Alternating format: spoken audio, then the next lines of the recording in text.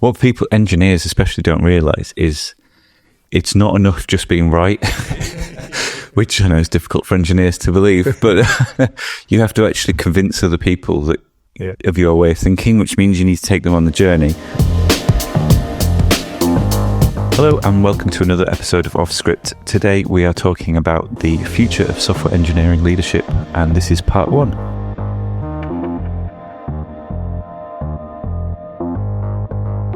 Hello. Hello, how are you? I'm very well, thank you. We're back again for another episode of Off Script. It's been a while. It has been a while. Maybe a month or two? I couldn't even tell you.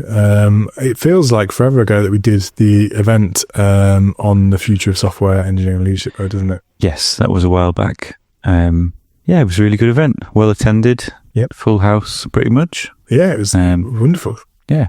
The venue appears to be cursed for us a little bit because the microphones. Every time we try to record something there, something goes catastrophically wrong.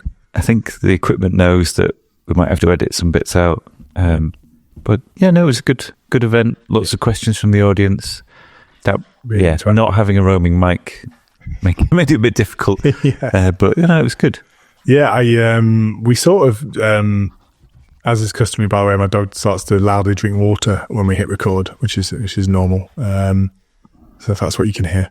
But yes, I think the sort of format of this event was a bit different to the previous ones that we've done because we just let the audience ask questions, just off the cuff of things. We didn't really go with a structure or format like we had with previous events. It was more sort of a Q&A and just a sort of conversation with the audience about thoughts on the future of software engineering leadership. So yeah, it was good. Yeah, really good.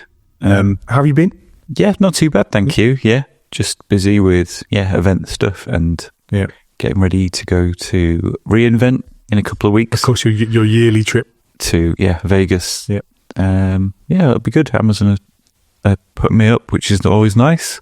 Are you speaking or are you just attending this one? Just attending. It's always nice when you can just enjoy it, isn't it? Yeah, it'd be good. I think they'll announce 100 AI products, which will be nice. And you'll find which ones, obviously. On the record, you think every one of them is fantastic, but they are all amazing. Yeah, they are actually starting to kill products for the first time ever, which is good, I think. Is that because they hit the sort of DOM limit on how many they could fit in the nav? Yeah, probably. Yeah. Oh my god. Yeah, there's a lot, isn't there? Yeah. It's quite hard to know what you're looking for sometimes, but I'm sure they'll announce some things that will make that easier at Reinvent. So yeah. Probably not going to be a sponsor on the podcast anytime soon. Well, there might be. Yeah. But yeah, no, it's always a good event. There are some decent AI products being launched. One is around automated reasoning, which is going to be really interesting. Oh, nice. Which I can't really give away too much until after the event, but I think that's going to be a big hitter. And any competitors to like any of the sort of big AI players like OpenAI or? They've got their foundational models, which they'll have some announcements around. Yeah, nice. Oh, interesting. Yeah. Well, maybe we should do a wrap with that when you're back and you're not under NDA. So. Yeah, that's it. I'm trying to think what I'm allowed to say. I will move swiftly on from the subject then. Oh, good. Well, I think the event was really good, and there was a lot of really good sort of themes that came from it.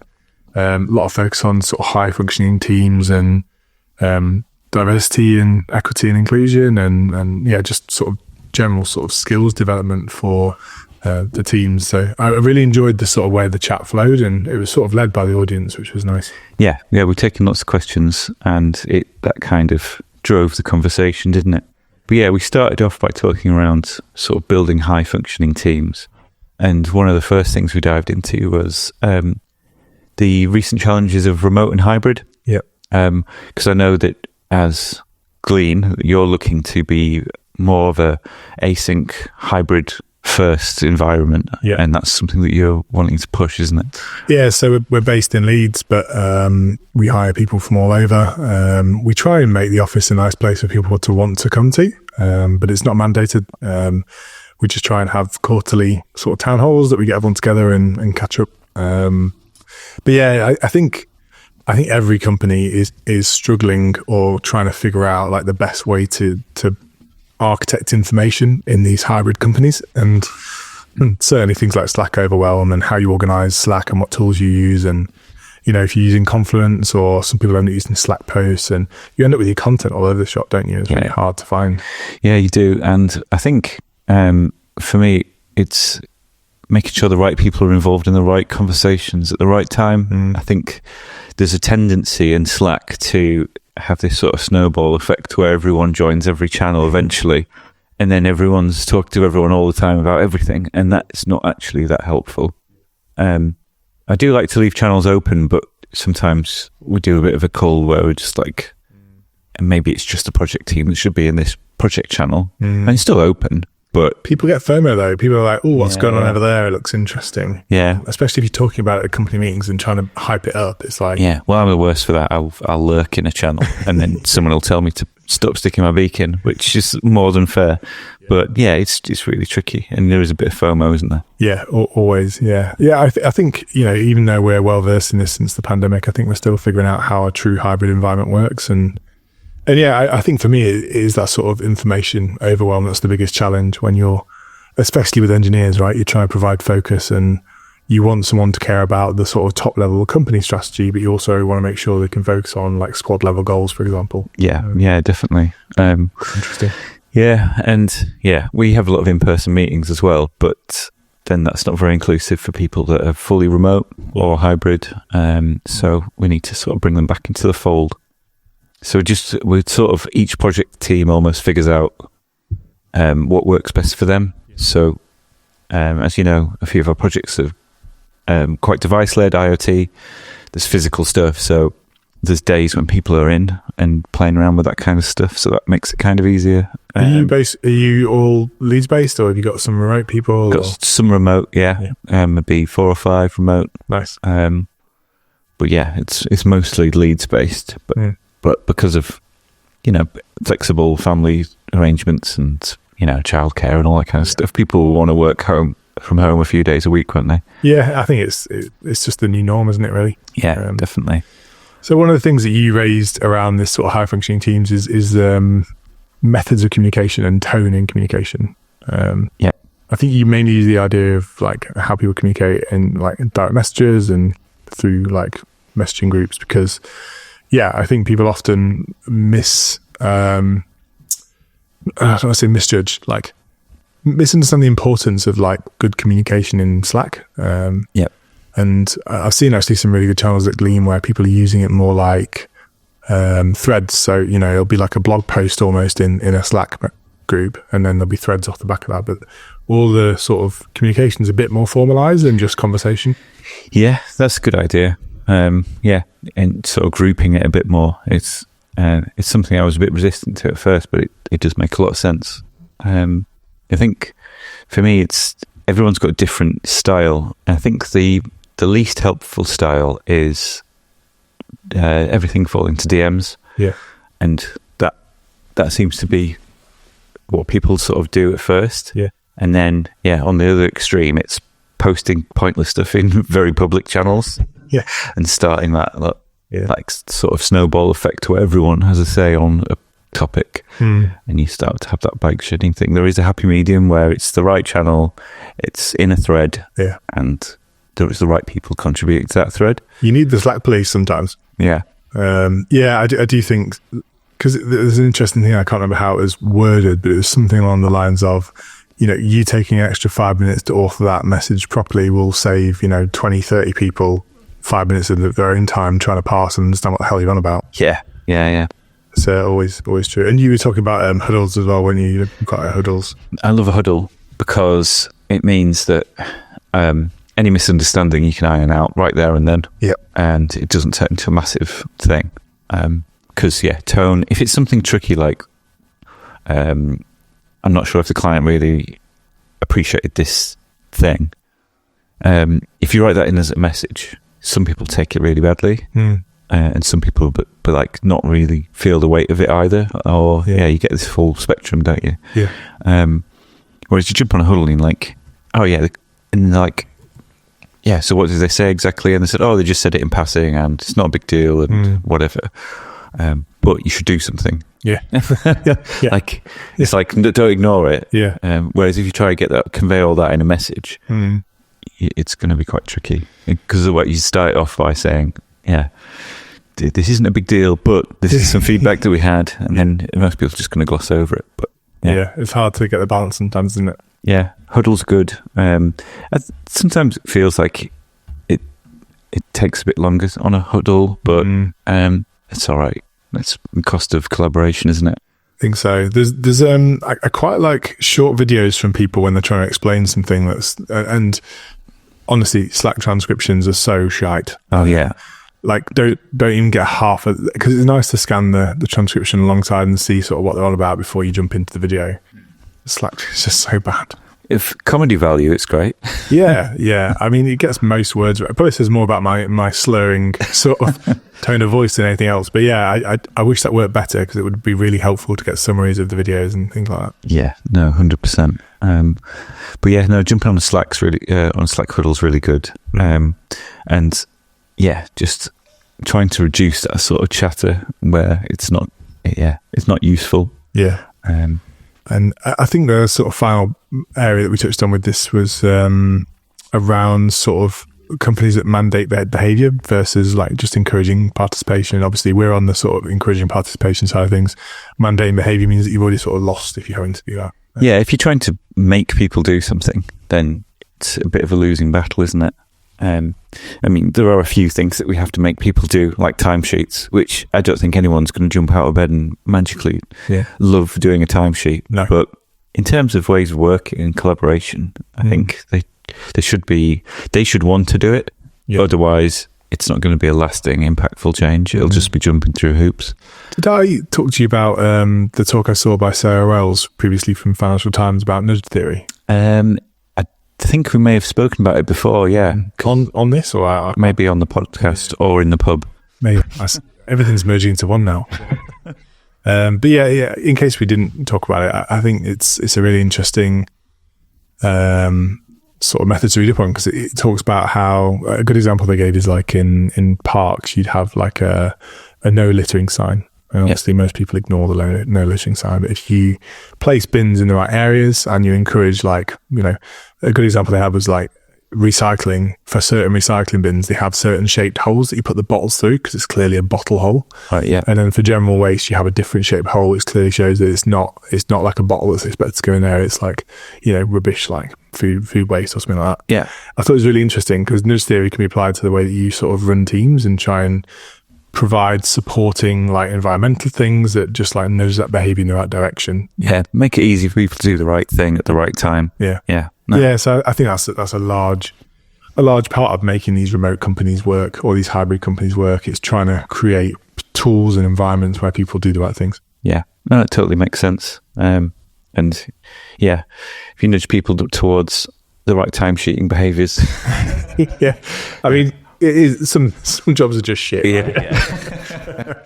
I mean, the ideal is that we get to, if AI can solve anything, it should be like kill timesheets. Yeah. That would be ideal. Yeah, I'd like that. Yeah, we're going through a sort of situation where we're doing some sort of R&D claims and looking at that. You know, we're actually getting to the point where we're starting to look at CapEx and OpEx in a lot more detail. And yeah, I do think things like that, you just think, if that could just be AI, that would be good. Yeah. Like categorizing projects and trying to understand sort of utilization and things like that. Yeah, 100%. But yeah. So what else do we touch on in the event? We did a bit of D&I stuff. So we were really talking about sort of the gender divide and how, it's important to promote female engineers and work on that.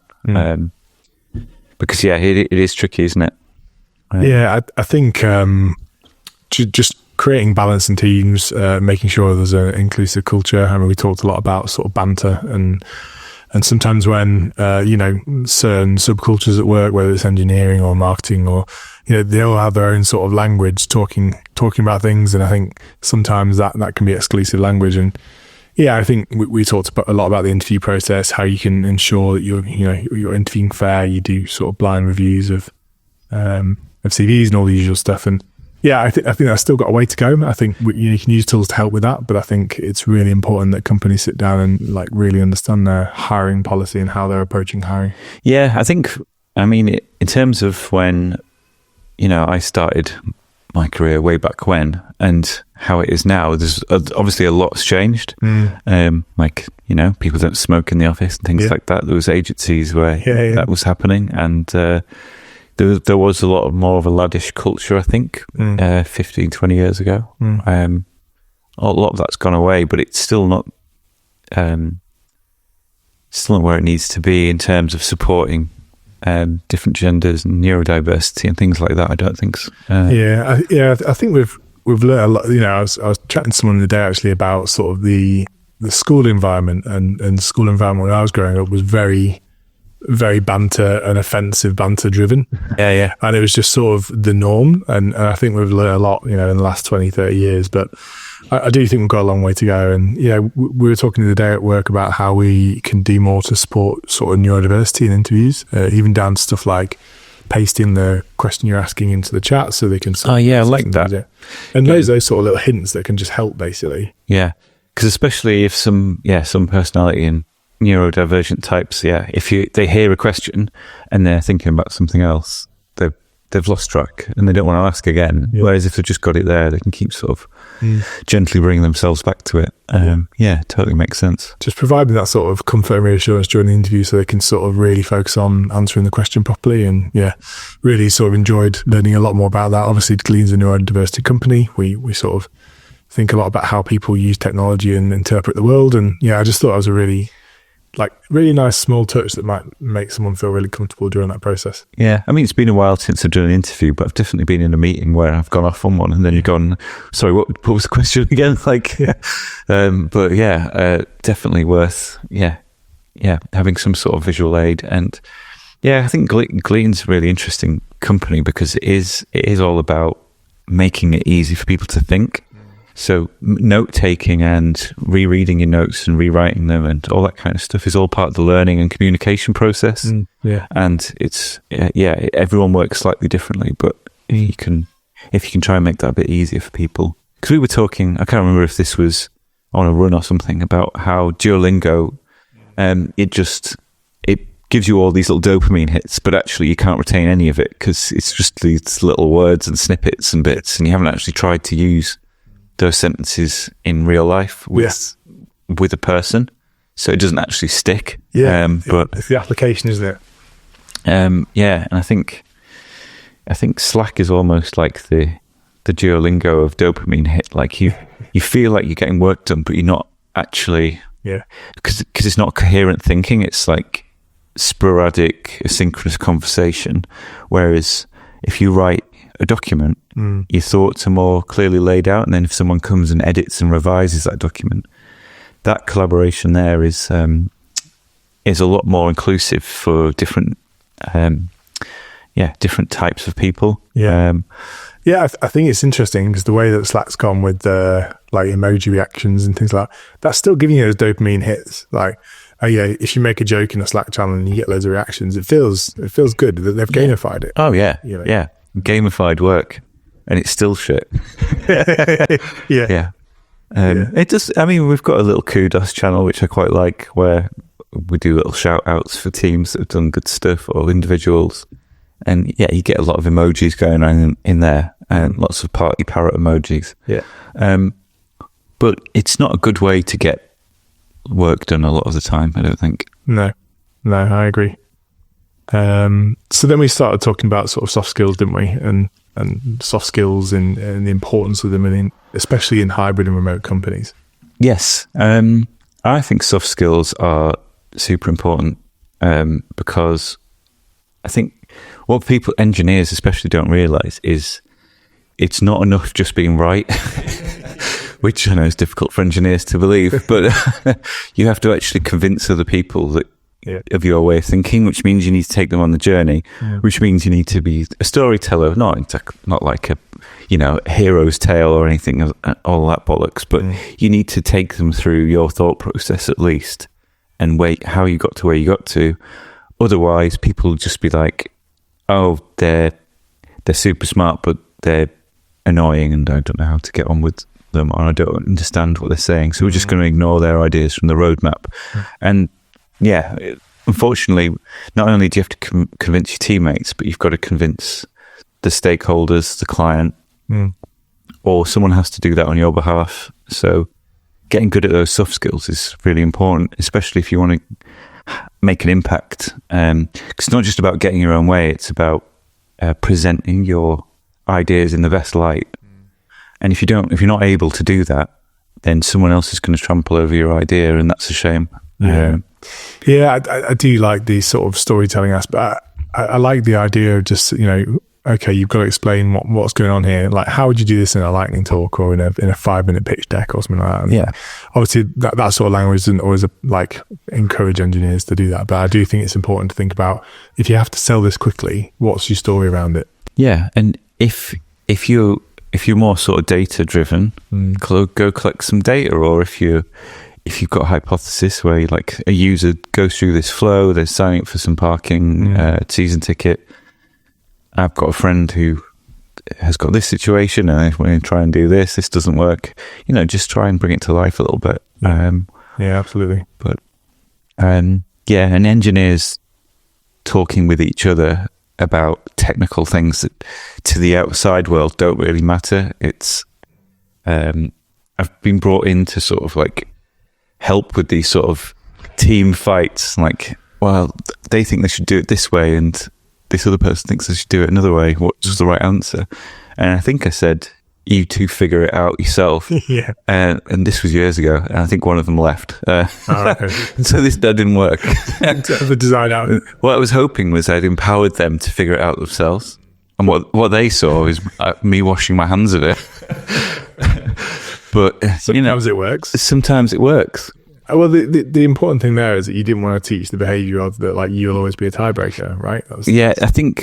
I think back then a lot of people thought leadership was there to come and fix all the hairy stuff, and there is a bit of that, but I think we're more there to remove the roadblocks and help people move as quickly as they're able to. So it's we need to buy this thing, or there's this service, or there's this legal problem or something. I'm there to sort that out. I'm not there to figure out whether one library is better than the other, and you need to figure that out yourselves. And the context is important. You probably don't have all the context that they do when they're deep in the problem. And I think resolving those issues is an important skill to master. Obviously, in this case, it led to attrition, which was not ideal. No, it wasn't ideal. The side effect of attrition. It was quite a difficult project that we had a few years ago. Yeah, I do think that those soft skills are super important, though. Just teaching sort of negotiation and how to build empathy and understanding is important. Yeah, and I've improved a little bit in those areas. Well, hopefully quite a lot over the years, and it is difficult, especially when you think you're right. And I need to be very careful about the impact that somebody who's quite senior, if I say something, it has way more weight than someone else. So I need to be careful that I don't crush other people's dreams and stuff. So finally, we couldn't really get through an event on software engineering leadership without talking about AI. Yep. So AI has caused a couple of spammers in that, half the team, and I say this anecdotally, talking to other leaders of businesses, half the engineering team really love it, and the other half are either apathetic or actively dislike it. So it's quite tricky. I think overall, net benefit, right? Because I don't know if you tried Cursor IDE, it's really quite good at helping you unpick problems, debug stuff, helping people move quicker. Nick Payne, our friend, he swears by Cursor Tab. He basically writes half a thought in, and then he tabs his way to success, which is nuts. But yeah, it's it is difficult, and just trying to get people on board with it. I can see all their points as well. It makes sense that you wouldn't want to use it for everything, and they're not suggesting it's going to fix everything, or even be used on every every interaction with your idea at all. But at least trying to learn how it works, I think, is important. Yeah, it's not just a black box that you throw stuff into, and yeah. But yeah, I think in terms of folding it into products, I think, or companies more generally, I think we do still need to keep that human touch. I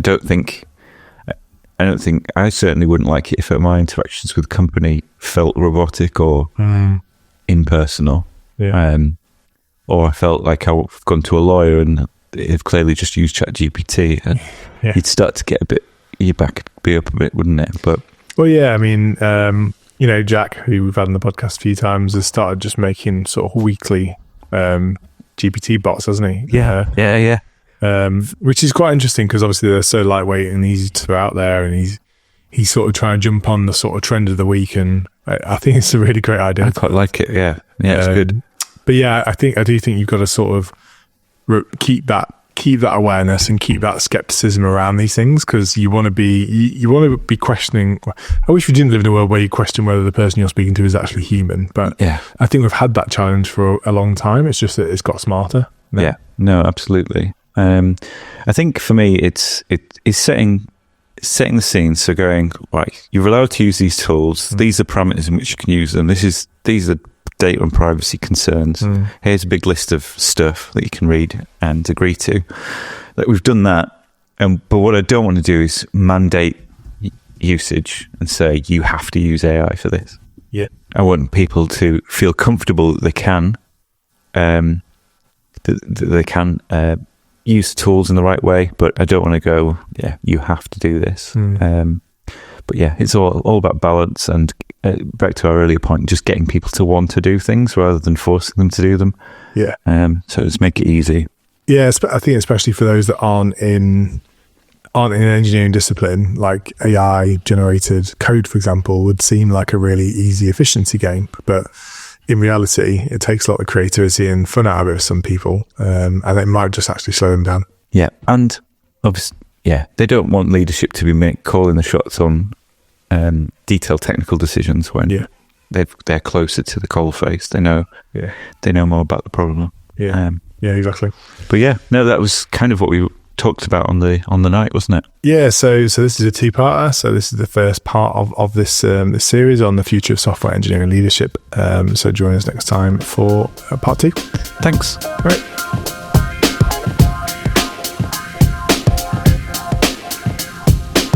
Thanks. That's all we've got time for this episode. Join us for part 2.